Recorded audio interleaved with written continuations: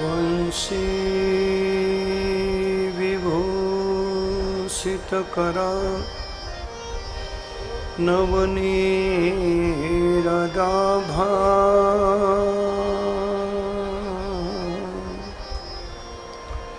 पीताम्बरम्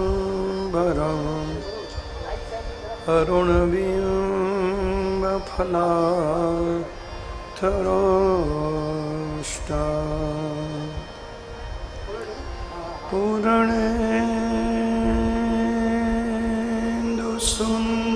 पूर्णेन्दुसुन्दरमुखात् अरविन्दनेत्र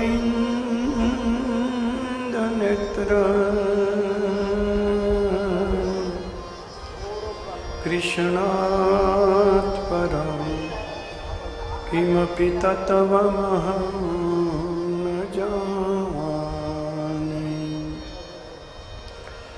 कृष्ण त्वदीयपदपङ्कज पञ्जरान्ते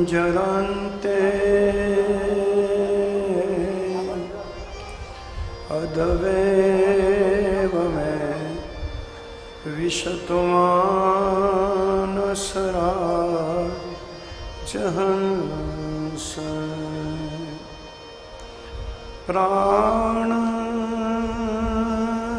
प्रयाण समये कफवात पिते कंठावरो धनविधो स्मरणं कुतस्ते सच्चिदानन्दरूपाय विश्वोत्पत्त्यादि हेतवे तापत्रय विनाशाय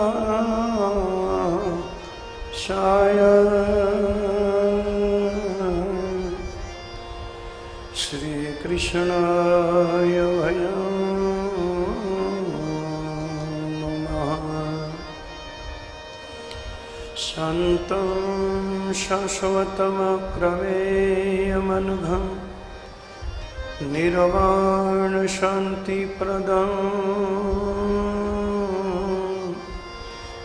ब्रह्मा शम्भुफणिधरसेवमनिशं वेदान्तवेद्यं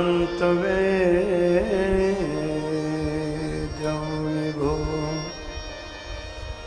रामाख्यं जगदीश्वरं सुरगुरु मायामनूषमहरि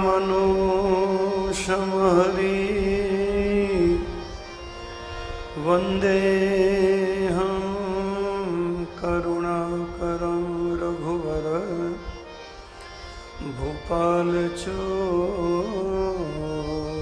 भूपालचूडामणि यस्याङ्गे च विभाति बुधरसुता देवापगामस्तके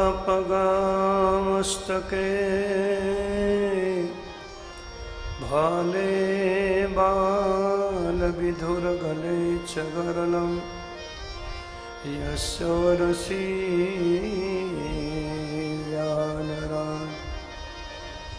सोऽयं भूतिविभूषण सुरवर सर्वाधिप सर्वदा सर्वगत शिव शशिभ श्रीशङ्करं पातु मां हितबलधामं हेमशैलाभदेहम् अगरगहिणं सकलगुणनिधानं वानराणामधीशं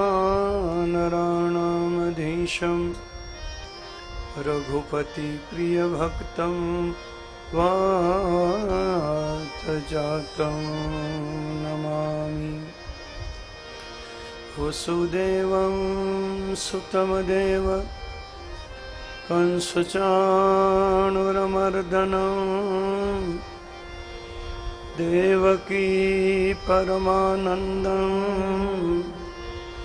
कृष्णं वन्दे जगद्गुरुं ध्यानमूलं गुरोर्मूर्ति पूजामूलं गुरोरपदं मन्त्रमूलं गुरोर्वाक्यं मोक्षमूलं गुरोर्कृपा मन्त्रमूलं गुरोरवाक्यं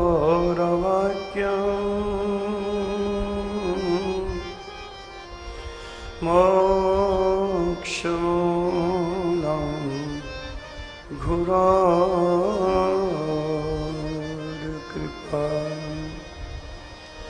बोलो श्री कृष्ण कन्हैया लाल की, श्री द्वारिकाधीश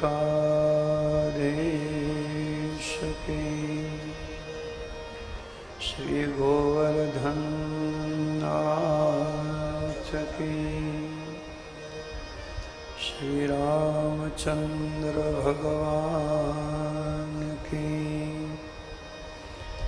उमापति महादेव की, श्री स्वामीनारायण भगवान की, श्री हनुमान जी महाराज की, श्री भागवत भगवान की, सद्गुरु भगवान की।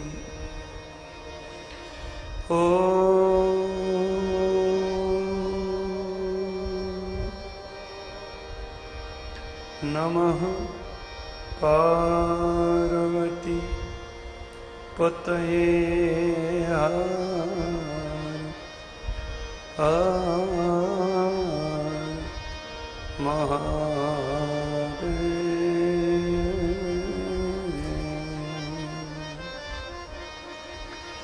हरे कृष्णा हरे कृष्णा कृष्ण कृष्ण हरे हरे हरे कृष्णा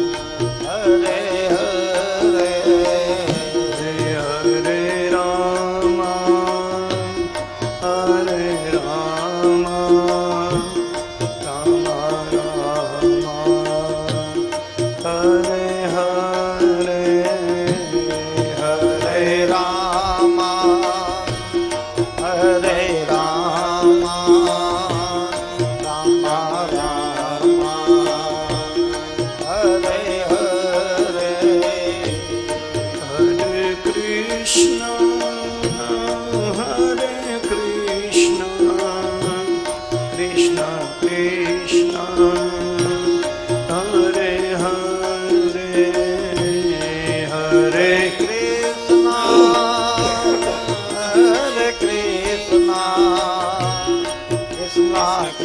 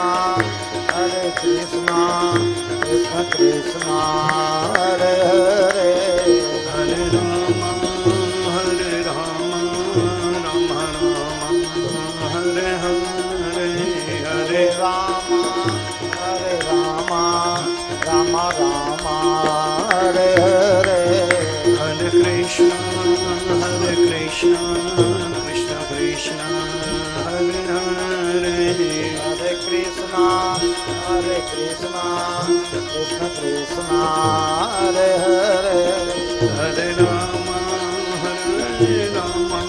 राम राम हरे हरे हरे राम हरे राम राम राम हरे हरे हरे कृष्ण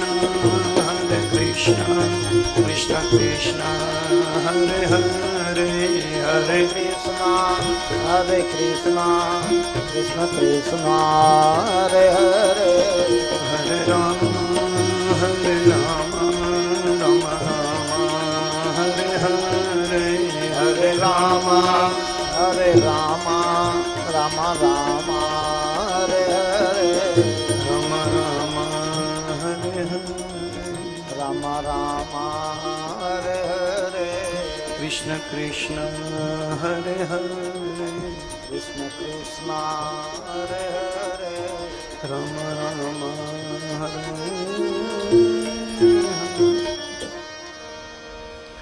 बोलो कृष्ण कन्हैया लाल की श्री द्वारिकाधीश की करारविन्देन पदारविन्दं मुखारविन्दे विनिवेशयन्तं वटसपतरसपुटे शयानं बालं मुकुन्दं मनसा स्मरामि श्रीकृष्ण गोविन्द हरे मुरारे हे नाथ नारायण वासुदेव जिह्वे पिबस्वा व्रतमेतदेव गोविन्द दामोदरमाधवेति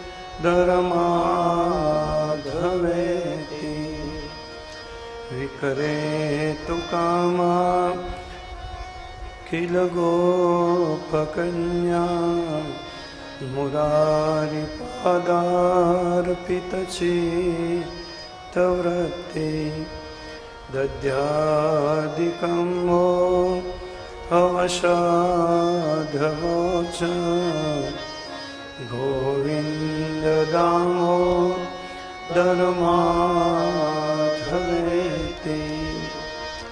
गृहे गृहे वो अवधो कदम्बा सर्वे मिलित्वा समवाप्ययोगम् पुण्यानि नामानि पठन्ति नित्यं गोविन्द दामोदरमाधवेति सुखं शयाना निलये निजेति नामानि विष्णु प्रवदन्ति मर्त्या तेने स्थितं तन्मयतां रजन्ति गोविन्द दामोदरमाधवेति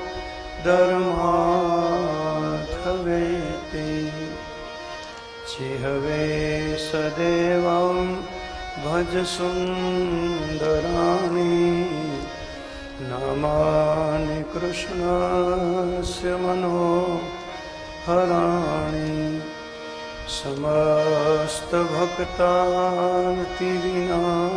समस्तभक्तार्तिविनाशनानि गोविन्द दामोदरमाधवेति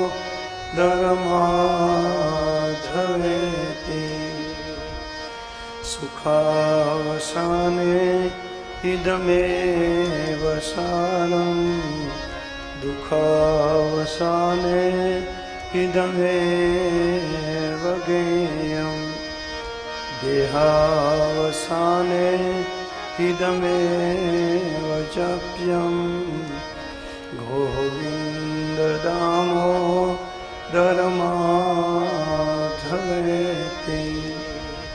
श्री कृष्ण राधा वरगोकुलेश गोपाल गोवर्धननाथ विष्णु चिहवे पिबस्वा मृतमेतदेव गोविन्द दामोदरमाधवेति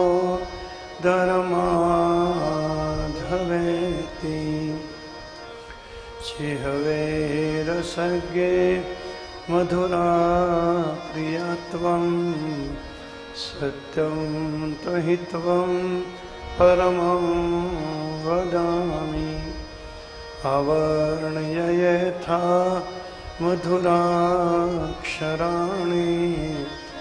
गोविन्द दामोदरमाधवेति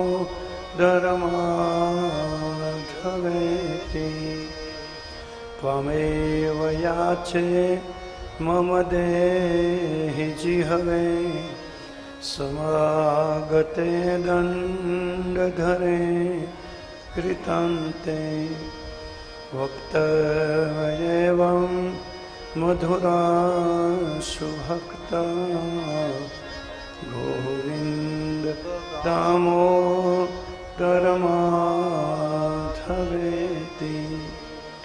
संसारकूपे पतितोऽतिगाधे मोहान्धपूर्णे विषयाभितपते करावलम्बं मम देहि विष्णु गोविन्द दामोदरमाधवेति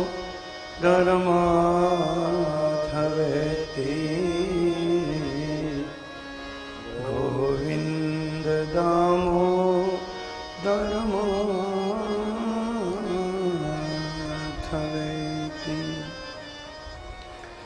बोलो कृष्ण कन्हैया श्री द्वारिकाधीश।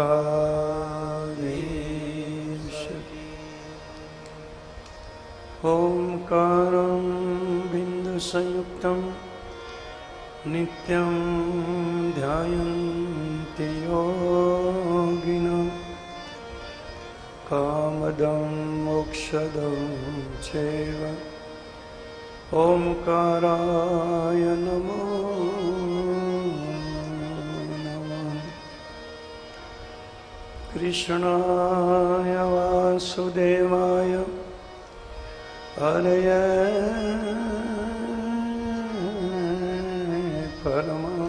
परमात्मने प्रणतक्लेशनाशाय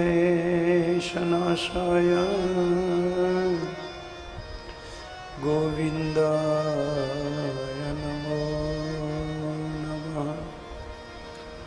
प्रभु नंद कुमारो में स्वामिनी वृषभानुजा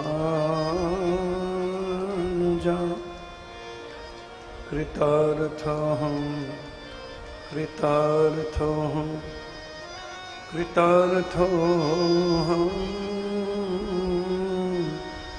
न संशय। बोलो श्री कृष्ण कन्हैया श्री भागवत भगवान।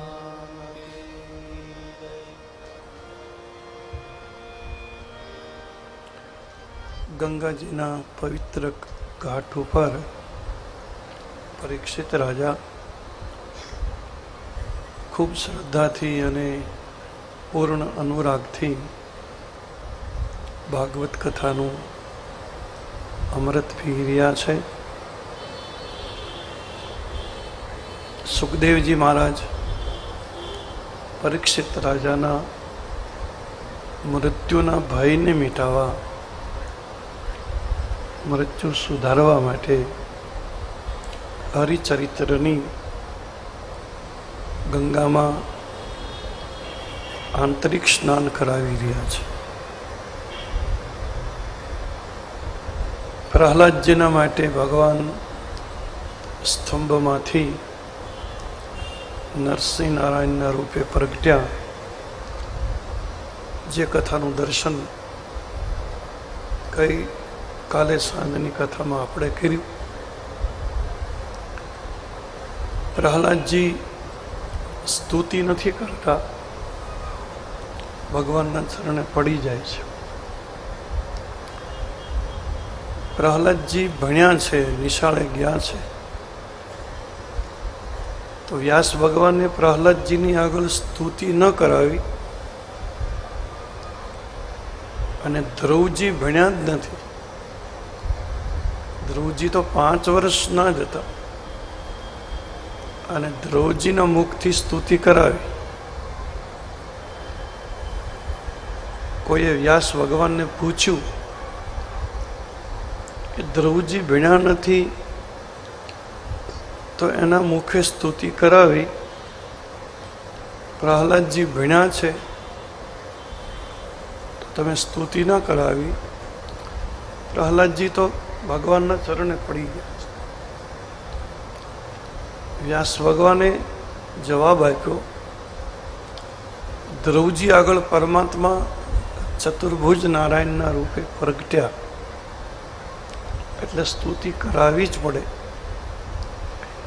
પણ પ્રહલાદજી માટે તો પરમાત્મા પશુ બનીને આવ્યા છે, સિંહનું રૂપ લઈને આવ્યા છે, અને પશુમાં સ્તુતિ કરવામાં આવતી નથી.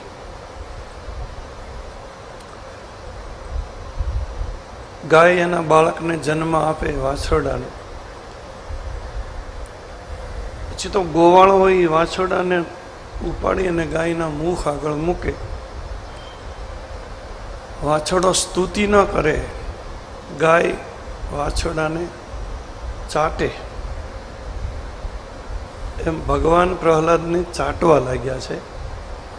પશુ ધર્મનો નિભાવ કર્યો છે. હવે ગાયના ઉદરમાંથી વાછરડું જન્મે, એના શરીરમાંથી ચિકાશ બહુ હોય, ગંદકી બહુ હોય, અને ગાય વાછરડાને ચાટી ચાટી અને શુદ્ધ બનાવે, ચોખ્ખું. ગાયને સૂગ ન ચડે એ ચિકાશને ચાટવામાં અથવા તો એ ગંદકીને ચાટવામાં. ગાયને સૂગ ન ચડે. ગાય એના બાળકને એકદમ ચોખ્ખું બનાવે.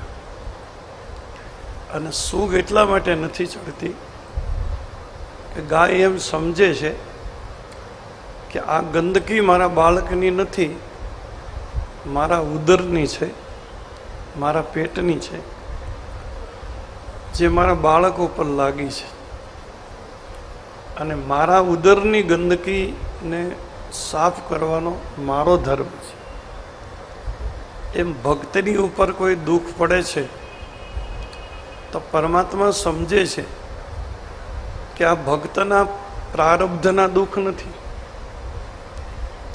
મારા માટે ભક્તો દુઃખ સહન કરે છે, મારા દુઃખ છે, અને એ દુઃખને દૂર કરવાનો મારો ધર્મ છે. એટલે ભક્તોના સંકટ પરમાત્મા તુરંત મિટાવે છે. પ્રહલાદજીની પછી તો ક્ષમા યાચના કરી, મારે વિલંબ થયો આવવામાં, જલ્દી આવવું જોઈએ, ક્ષમા કરજે. તારા વંશમાં જે રાક્ષસ હશે એને હું હવે મારીશ નહીં. ભગવાને જ પ્રહલાદજીનો રાજ અભિષેક કર્યો રાજગાદી ઉપર. પરમાત્માની સ્તુતિ આરતી બધું થયું, ભગવાનની લીલા અહીંયા પૂરી થઈ. પ્રહલાદજીનું શાસન છે એક હરિભક્તનું શાસન છે. અને રાજા ધર્મને પાળે છે, પરિણામે પ્રજા પણ ધર્મને પાળે.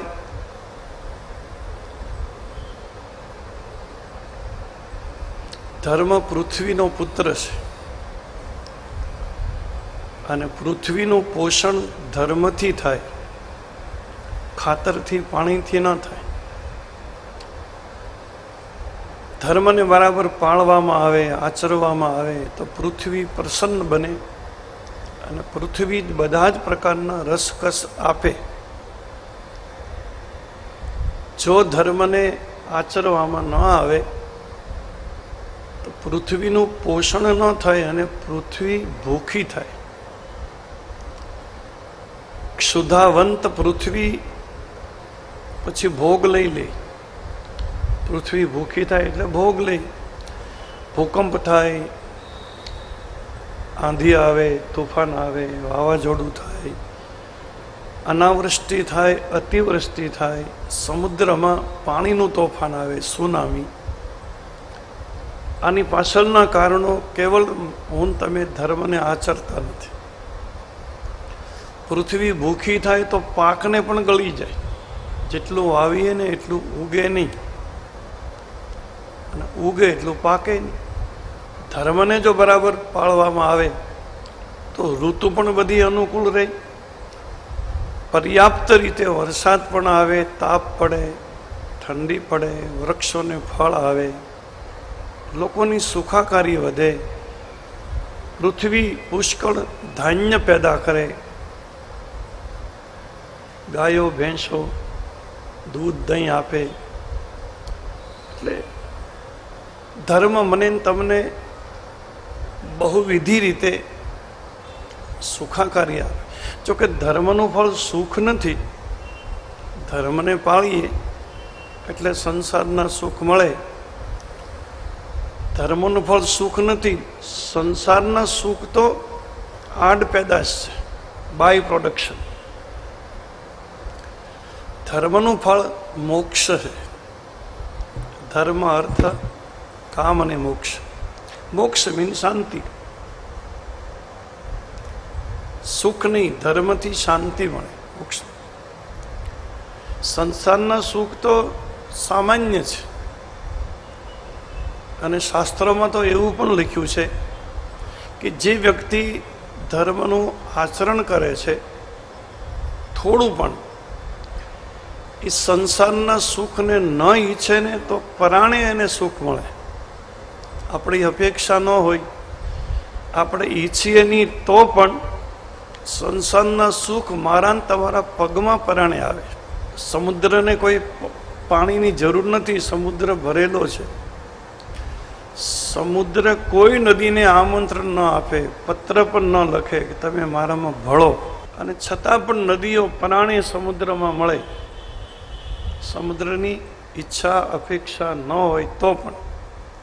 એવી રીતે ધર્મશીલ વ્યક્તિ ન ઈચ્છે તો એ પરાણે અને સંસારના બધા સુખો મળે. રામાયણમાં 2 ચોપાઈમાં બતાવ્યું છે. વશિષ્ઠ મહારાજ બોલ્યા છે દશરથજી માટે કે દશરથજી, તમે તો ધર્મશીલ રાજા છો. જીમી સરિતા સાગર મહ જાઈ, જદપી તાહી કામના નાહી. સમુદ્રની કામના નથી, ઈચ્છા નથી, અપેક્ષા નથી, અને છતાંય તમામ સરિતા સમુદ્રમાં સંમિલિત બને. જીમી સરિતા સાગર મહ જાઈ, જદપી તાહી કામના નાહી. તીમી સબ સંપત્તિ બિનહી બોલાયે, ધર્મશીલ પહી જાહી સુવાય. એમ બધી જ સંપત્તિ, બધું ઐશ્વર્ય, બધા જ પદાર્થો ધર્મશીલ વ્યક્તિને પરાણે મળે. એ ન ઈચ્છે તોય મળે, એને ન જોઈતા હોય તોય મળે. બાકી ધર્મનું ફળ સંસાર નથી, ધર્મનું ફળ પરમાત્મા છે. પણ ધર્મથી પૃથ્વી શશી સંપન્ન બને, પ્રસન્ન બને. લોકોની અંદર વિશુદ્ધ વિચારધારા હોય, લોકો બધા સદલક્ષણવાળા બને, સદગુણી બને. કોઈ પ્રકારે લોકોને કોઈ પ્રકારની તકલીફ ન હોય, કોઈ કોઈની શત્રુતા ન કરે, કોઈ કોઈની સાથે વેર ન કરે, કોઈ કોઈની આલોચના નિંદા ન કરે. બધા સદમાર્ગના યાત્રી બને. આ ધર્મની ફલશ્રુતિ છે. એમ પ્રહલાદજીના રાજમાં લોકો બધા, દરેક લોકો પોતપોતાના ધર્મને સમજીને એમાં નિયુક્ત હતા. પ્રહલાદજીના વંશમાં 8મી પેઢીએ એક પુત્ર થાય, વિરોચન કર્યું. અને વિરોચનને ત્યાં એનો પુત્ર થયો બલિરાજા. હવે બલિરાજા છે રાક્ષસનું કુળ, પણ અશ્વમેઘ યજ્ઞ કરે છે બલિરાજા. અને અશ્વમેઘ યજ્ઞનો નિયમ છે 100 યજ્ઞ જે કરે એ ઇન્દ્ર બને. એટલે બલિરાજાએ 99 યજ્ઞ તો કરી નાખ્યા છે. છેલ્લો યજ્ઞ એનો ભરૂચની આગળ નર્મદાજી સમુદ્રને મળે છે, જેને ભૃગુ કચ્છ કહેવાય. એ જગ્યાએ બલિરાજા યજ્ઞ કરે છે. અને બલિરાજાએ બધા જ યજ્ઞો નર્મદાજીને કિનારે જ કર્યા છે. નર્મદાજી અમરકંટકથી નીકળ્યા, પ્રગટ્યા અને ભરૂચ આગળ સમુદ્રમાં મળે છે. એટલે બલિરાજાએ બધા જ યજ્ઞો લગભગ રેવા નદીને કિનારે કર્યા છે. છેલ્લો યજ્ઞ છે. 7મા સ્કંદની કથા અહીં સુધી થોડો ઈશારો કરી ગઈ છે. અને પછી 8મો સ્કંદ શરૂ થાય છે ભાગવતનો. 8મા સ્કંદનું નામ છે હરિસ્મરણ મન્વંતર લીલા. અને પરીક્ષિત રાજાએ એક પ્રશ્ન પૂછ્યો છે સુખદેવજીને કે મહારાજ, અત્યાર સુધી તમે જે કંઈ ચરિત્રો કહ્યા ભગવાન, એમાં જેને જેને પરમાત્મા ભજ્યા એને પરમાત્મા મળ્યા. અને અત્યાર સુધીમાં બધી મનુષ્યની કથા આવી કે ભગવાન બધા મનુષ્યને મળ્યા. પ્રહલાદજીને, ધ્રુવજીને, કરદમ ઋષિને, દેવહૂતિને, અજામિલને. પણ પરમાત્માનું એવું કોઈ ઉદાર ચરિત્ર ખરું કે માનવેતર યોનિમાં મનુષ્ય સિવાયના પશુ પક્ષીના શરીરમાં પરમાત્મા કોઈને મળ્યા હોય,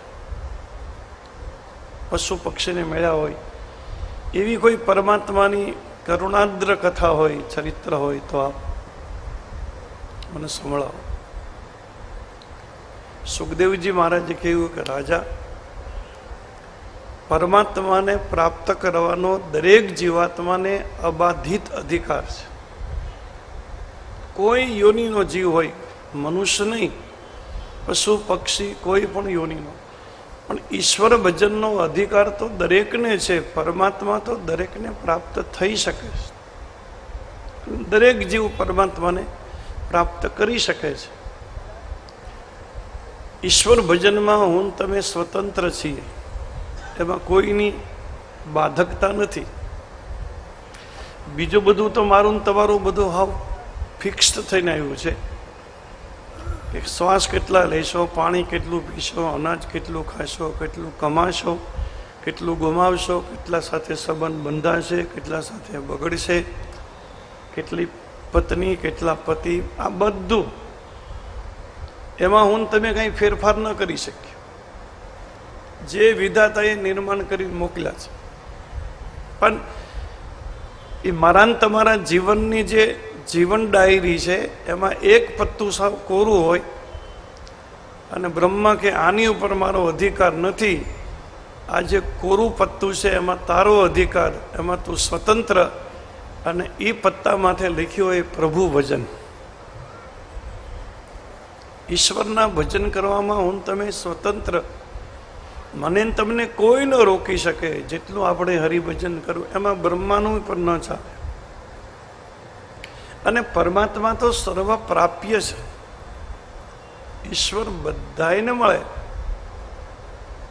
પણ આની સાથે એક બીજો પ્રશ્ન પણ છે કે ઈશ્વર દરેકને મળી શકે છે, પણ એની સામે પ્રશ્ન એ છે કે ઈશ્વરને મેળવવાની તૈયારી કેટલાની. ભગવાન મળે તો બધાયને, પણ આપણી કોઈની તૈયારી ખરી મેળવવાની? આપણી કોઈની તૈયારી નથી, આપણો પ્રયાસ નથી. આપણી સંકલ્પ જો કરીએ તો પરમાત્મા સહજ સુલભ છે. પરમાત્મા તો સહેલાઈથી મળે, પણ મારે ને તમારે જોઈતા જ નથી ને. આપણે એની કંઈ જરૂર જ નથી. આપણે કોઈ દી સંકલ્પ કર્યો નથી, 100 વર્ષની આયુષ્યમાં મેન તમે કોઈ દી નક્કી નથી કર્યું કે આ શરીર શાંત થાય ને મૃત્યુ આવે એની પહેલા મારે હરિદર્શન કરવા છે, ઠાકોરજીના દર્શન કરવા છે, આવી ગાંઠ મેન તમે વાળી નથી. સંકલ્પ બધા સંસારના કામના કર્યા છે. આ એક કરી નાખવું છે, આ એક કરી નાખવું છે, એક દુકાન લઈ લેવી છે, એક પ્લોટ એ બધા સંકલ્પો કર્યા, પણ પરમાત્માને પ્રાપ્ત કરવાના સંકલ્પો મેન તમે કર્યા જ નથી. એની મારી તમારી તૈયારી જ નથી. પરમાત્મા તો પશુ પંખીને મળ્યા ને, બિલાડીના બાળને બચાવ્યા નિભાડામાંથી, ટીટોડીના ઈંડાને બચાવે, અરે હોલા હોલીને પરમાત્મા બચાવે. ઉડ જાનકી બાત શીશાન ગ્રહી તીર્તાન કમાન રેહો ભીલરી હોલરી બપરી બીનવે પિયુ કો અબ કાલ ગાયો સમરો હરરી વ્યાધ કો ગાઈ ભોરિંગ ડસો દગા બાજ કો જાય લગ્યો સરરી जिनको रखपाल गोपाल धनी उनको बलवंत कहाँ करेरी. આ ઉડ જાનકી બાત શિશાન ગ્રહી તીર્તાન કમાને. કેટલાય પ્રમાણો. એક ગીરી કો ઉઠાયો અને વ્રજ ગોપ કો બચાઈ લીનો, અનલ સે ઉગાર્યો તે બાલક માંઝારી કો, ગજ કી અરજ સુની અને ગ્રાહ સે છુડાયો બંધ, રાખ્યો વ્રત નેમ ધર્મ પાંડવ की नारी को, રાખ્યો વ્રત ભીષમ को तूने महाभारत में. અગણિત પુરાવા છે, એક બે નહીં, અનેક પ્રમાણો છે કે જેણે જેણે નાભીમાંથી પુકાર્યા છે. પછી ગમે તે જીવ હોય, પશુ હોય, પક્ષી હોય, કીડી હોય, મકોડી હોય, પણ જેને સાચા ભાવથી હરીને પુકાર કર્યો ને એ બધાને મળી ગયો છે. મારો ને તમારો અવાજ જ સાચો નથી ને.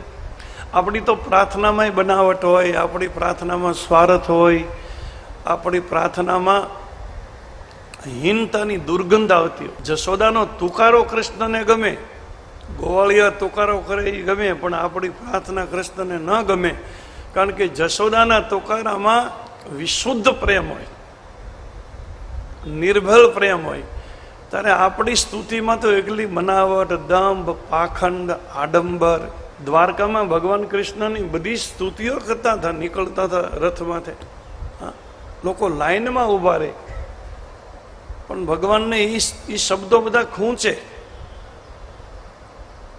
કારણ કે બધી ખટપટવાળી હતી, રાજકીય બધી હતી, સ્વાર્થથી બધી ભરેલી સ્તુતિઓ અને પ્રાર્થના, એની પાછળ દુર્ગંધ આવતી હતી. એટલે તો કવિ દાદે બહુ સારું લખ્યું, કપટી જગતના કુડા કુડા રાગમાં મારે ફોગટ નથી રે ફૂલાવો. કપટી જગતના કુડા કુડા રાગમાં મારે ફોગટ નથી રે ફૂલાવો.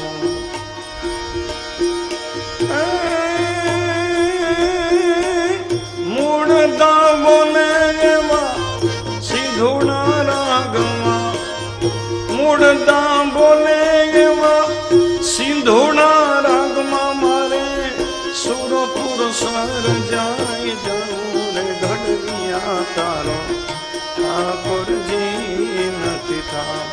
ઘડવિયા મારે ઠાકોરજી નથી.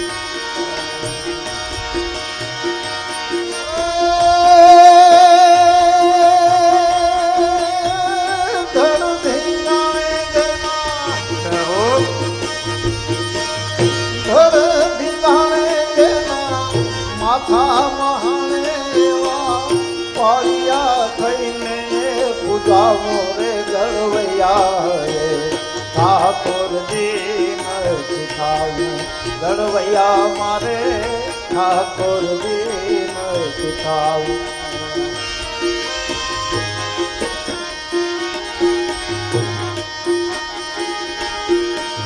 મોહ ઉપજાવે એવી મૂર્તિઓમાં મારે ચિતારા નથી ચિતરામ.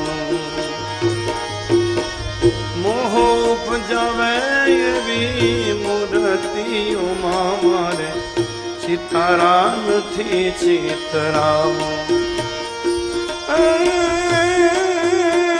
દાગ કશું વિના, દાદ કશું વિના ઘૂંટ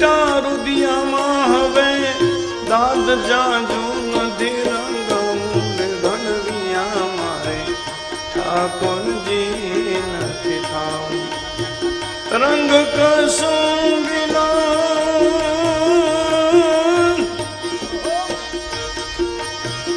રંગ કસુંબીના ઘૂંટા રૂપિયામાં હવે દાદ જાજુન દે રંગ મોરે ઘડલિયા તારો ઠાકોરજી નથી થાવું ઘડલિયા મારે ઠાકોરજી નથી થાવું ઘડલિયા મારે ઠાકોરજી નથી. મારા ને તમારા અવાજો છે ને ગળામાંથી છે, નાભીમાંથી નથી. આપણી પ્રાર્થનામાં સ્વાર્થ હોય, દંભ હોય, પાખંડ હોય. અને પરમાત્મા તો પ્રેમ સ્વરૂપ છે, એને પ્રેમ સિવાય બીજો કોઈ સંબંધ ખપે પણ નહીં. प्रेम हरि का रूप है, हरि है प्रेम स्वरूप. प्रेम हरि का रूप है, हरि है प्रेम स्वरूप. ये दोनों मिलकर ऐसे भये जैसे सूरज और धूप. जेने जेने पुकार्या છે ભગવાન બધાને મળ્યા છે અને મળે બધાને મળી શકે. ભગવાને એક હાથીનો ઉદ્ધાર કર્યો છે એમ કહી અને સુખદેવજી મહારાજ ગજેન્દ્ર મોક્ષનું એક ચરિત્ર લાવે છે. પ્રસંગ, આ કથા બહુ સારી છે. આમ તો મારી તમારી જ કથા છે. ગજેન્દ્રનું તો રૂપક બનાવ્યું છે. ત્રિકૂટ પર્વત હોય છે, ત્રણેય બાજુ પર્વત છે, એની વચ્ચે એક સરોવર છે. સરોવરનું જળ શીતળ છે, સ્વાદિષ્ટ છે, મધુર છે. ત્રણેય પર્વતો ઉપર સુંદર મજાની વનરાજી છે, એકદમ હરિયાળી. કેટલાય ફળ ઝાડ છે, કેટલાય ફૂલ ઝાડ છે. 12 મહિના વસંત ઋતુ રહેતી હોય એવું લાગે. અને ઘણા બધા પ્રાણીઓ એ ત્રણેય પર્વતો પર રહે છે, બધા વન્ય પ્રાણીઓ. અને એ જંગલમાં એક હાથી રહે છે. હાથી યુવાન છે, બલિષ્ઠ છે. એનો પરિવાર ઘણો બધો મોટો છે અને ઘણી બધી પત્નીઓ છે, એના બાળકો છે. હવે હાથી ત્રણેય પર્વત ઉપર ફરવા નીકળે છે પરિવાર સાથે. હાથીના જંગલના બધા પ્રાણીઓ હાથીથી ડરે. હાથી કોઈનાથી ન ડરે, કારણ કે એક તો બળવાન, યુવાની, રોજ પરિવાર સાથે સરોવરનું જલપાન કરવા જાય. સ્વાદિષ્ટ જળ લાગે, મધુર લાગે, શીતલ લાગે. હાથી સૂંઢમાં પાણી ભરીને હાથણીઓ ઉપર નાખે, હાથણીઓ પાણી સૂંઢમાં ભરી હાથી ઉપર નાખે. એમ પ્રેમની, સ્નેહની આપલે થાય. અને એ હાથી એવું માનતો હતો કે આ સંસારમાં મારા જેવું કોઈ સુખી નથી. એક તો હું બળવાન છું, યુવાન છું, મારી પત્નીઓ, મારો પરિવાર મને ખૂબ પ્રેમ કરે છે અને હું ગમે ત્યાં વિહાર કરી શકું છું. મને કોઈ રોકટોક નથી, હું કોઈથી ડરતો નથી, બધા મારાથી ડરે છે. આટલું કોષ્ટિક પહેલા સમજી લઈ. ત્રિકૂટ પર્વત એટલે શું? સરોવર એટલે શું?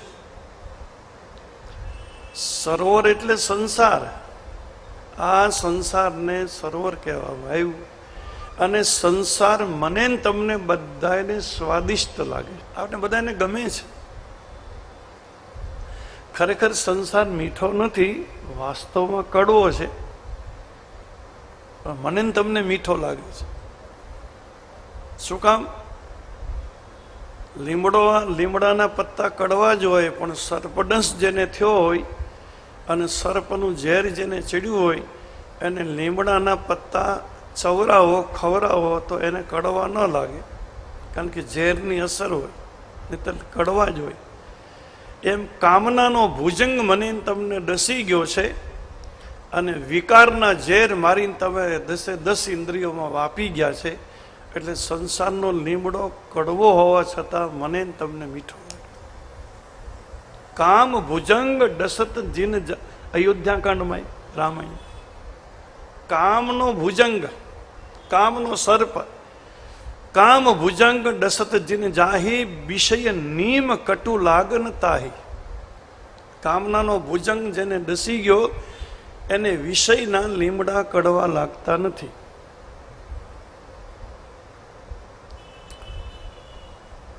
સ્વાદમાં અને સ્વભાવમાં ફરક હોય. સૂંઠને આપણે ખાઈને તો તીખી લાગે, અને સ્વાદમાં સૂંઠ તીખી છે એટલે આપણે નક્કી કરીએ કે આ ગરમ પડે, પણ હકીકતે સૂંઠની તાસીર ઠંડી છે, ગરમ નહીં. સૂંઠ ગરમ નથી, ઠંડી છે. સ્વાદમાંય તીખી લાગે છે. દહીંને ખાઈએ તો આપણને ઠંડુ લાગે, બાકી દહીં ગરમ. દહીં ઠંડુ નહીં, એની તાસીર ગરમ. છાશ ખાઈ તો એ ઠંડી. બરફને તમે હું પકડી તો અડવાથી ઠંડો લાગે, બાકી બરફની તાસીર ગરમ છે. બરફ ઠંડો નથી, ગરમ છે. એમ સંસારનો સ્વભાવે જુદો છે અને સ્વાદે જુદો છે. સ્વાદમાં મને તમને મીઠો લાગતો હોય છે, બાકી વાસ્તવમાં એ બહુ નુકસાનકારક છે. આપણા મહાપુરુષો સંતો સંતવાણીના માધ્યમથી તો કેટલું કેટલું સમજાવે. વડીલોની શિખામણ મને તમને કડવી લાગે, સંસારનો ગોળ મને તમને મીઠો લાગે. ઘરડાની ખાણું તુને ખારી ખારી લાગે, તેરા હોળ માલા. ઘરડાની ખાણું તુને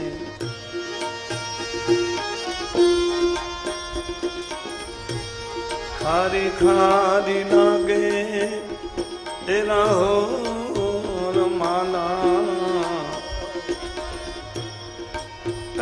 જી તુને ચોરી નો રે ગોળ મીઠો મીઠો મીઠો લાગે, તેરા હોળ માલા. હોઈ જા રે સાધો તો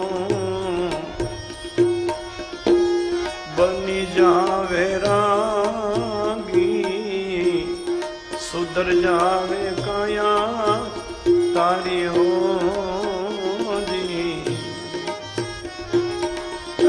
જી તુને આવો પંથ કોને એ દેખાડ્યું,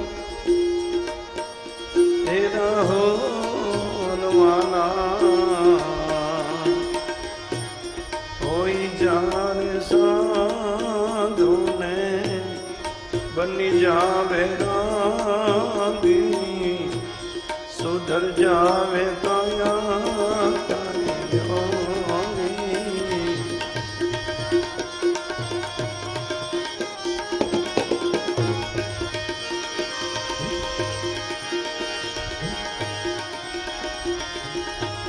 મહાપુરુષોના અનુભવ હોય ને, અનુભવથી બોલે છે.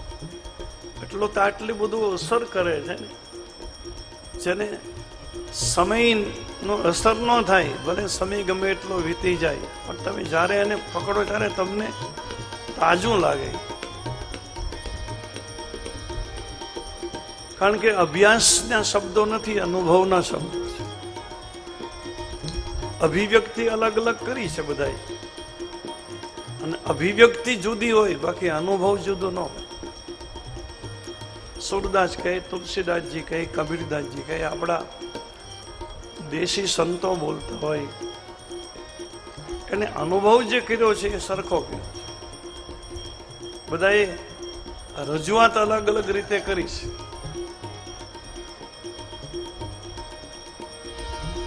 માયા તૂને મીઠી મીઠી લાગે,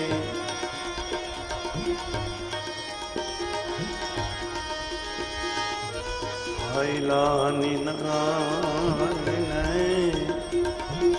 જનતા ન જયા રહો માલા. હૈલાની નાની જનતા ન જયા, તેરા હો માલા.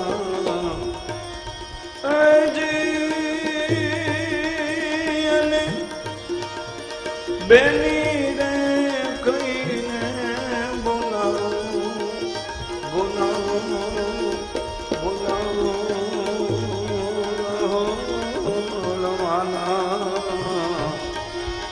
હોય જાર સાધુને બની જાવે રાગી સુધર જાવે કાયા તારી હોરી એ જી તુને આવો પંથ કોને તે દેખાડ્યો રહો મારા હવે જાગી જાવો તુમા જુગના જોગી માલ દે.